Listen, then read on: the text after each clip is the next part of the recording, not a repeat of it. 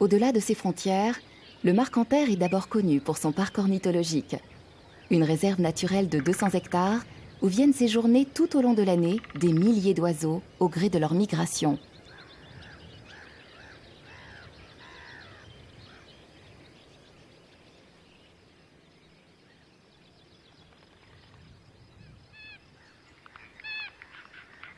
Philippe Caruette en est le plus fin connaisseur.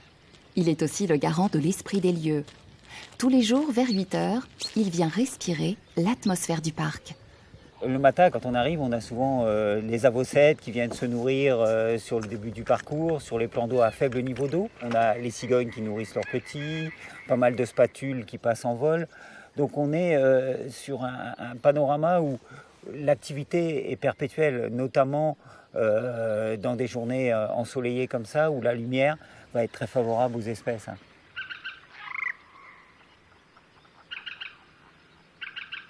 C'est une ambiance d'harmonie.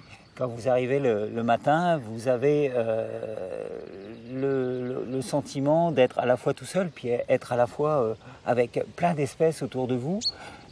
C'est là où vous observez les comportements, c'est là où vous observez comment la réserve vit au quotidien. Le matin, le soir, c'est des moments magiques. Petit poussin de fouque là-bas. Longue vue sur l'épaule et regard pointé vers le ciel. Ne cherchez pas Philippe dans son bureau. Aussi longtemps que possible, il est sur le terrain, à l'affût des oiseaux et surtout des visiteurs qui l'entourent. Et les avocettes, il y a 2 avocettes qui se nourrissent, on les voit sabrer l'eau là. Bon, et une spatule qui passe en vol là au-dessus. Ouais. Une spatule. Ouais, les spatules, on les voit souvent avec le cou tendu. Ouais. Et là, on les voit manger, on les voit sabrer l'eau. Hein. Ah oui, on va regarder. S'il y a une vague ou quelque chose qui l'échoue sur la berge, elle n'ira pas sur la berge. On pourrait imaginer que ce lieu soit un sanctuaire où l'homme ne serait pas là.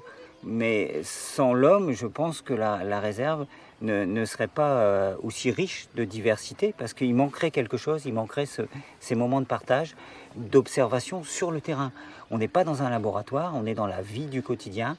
Et les sciences naturelles, aujourd'hui on parle de biologie, c'est d'abord sur le terrain, c'est avant tout.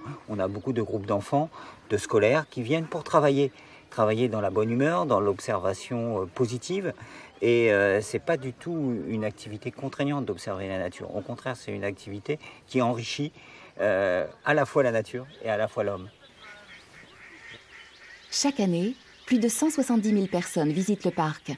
Un succès qui récompense la philosophie des lieux, l'esprit de partage. Pour accueillir tous ces curieux, Philippe n'est évidemment pas tout seul.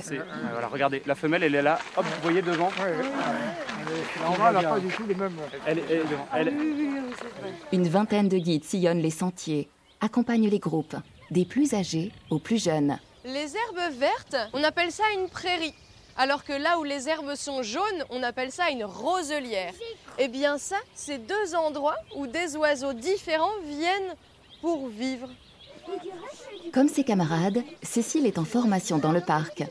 Elle en sortira avec un diplôme de guide nature, unique en France, validé par l'Université de Picardie. Ce matin-là, travaux pratiques avec les élèves d'une classe primaire. Vous voulez revoir? Attention, il va pleuvoir.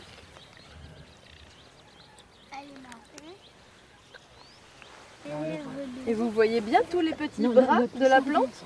Si vous voulez, vous pouvez passer un doigt sur le côté marron, c'est tout dur, et un doigt sur le l'autre, petit vert, après c'est l'autre, tout doux. doucement les enfants. C'est une formation qui est vraiment passionnante. C'est vraiment très très valorisant d'avoir beaucoup de connaissances, beaucoup ensuite de choses à transmettre. Savoir s'adapter à tous les publics, partager sa passion, ses connaissances. C'est le défi et la passion du quotidien.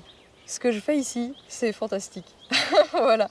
Alors si je pouvais continuer, ce serait formidable. C'est vraiment un site qui est merveilleux. La baie de Somme juste à côté, l'un des premiers passages migratoires européens, le parc du Marcanterre, le faire vivre, ça donne envie de se lever le matin. Spatule au-dessus de nous!